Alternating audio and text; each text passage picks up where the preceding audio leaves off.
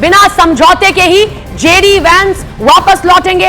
हम वापस लौट रहे हैं, ये उनका बड़ा बयान रहा। ईरान को हमने बेस्ट ऑफर दिया है, ये हमारी ओर से एक बेस्ट ऑफर दिया गया। ईरान ने हमारी शर्तें नहीं मानी हैं, हम फ्लेक्सिबल रहे, हमने हर मुद्दे पर बातचीत की। 14 घंटे से लंबी बातचीत चली है, आप जरा अंदाजा लगाइए। और बार बार अमेरिका पहले दिन से, जब से उसने इस युद्ध को शुरू किया है तब से लेकर अभी तक वो इसी बात को दोहरा रहा है।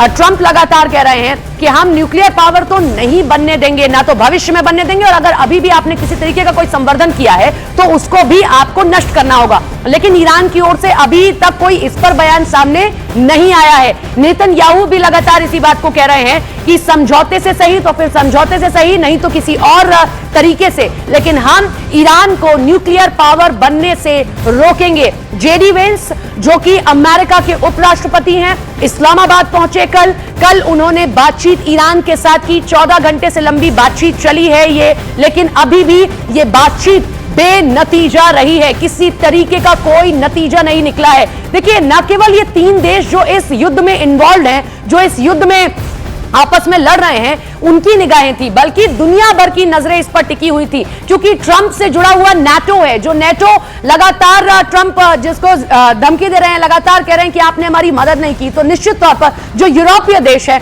उनकी भी नजरें थी कि क्या इस समझौते से सही परिणाम निकलकर सामने आ पाएगा। पहली चीज। दूसरी चीज ये कि अगर हम खाड़ी के देशों की बात करते हैं, क्योंकि ईरान ने जब से उस पर हमला हुआ लगातार कई खाड़ी के देश हैं उन पर हमला किया, क्योंकि वहां पर अमेरिका के मिलिट्री बेसेस मौजूद थे, तो ऐसे में उनकी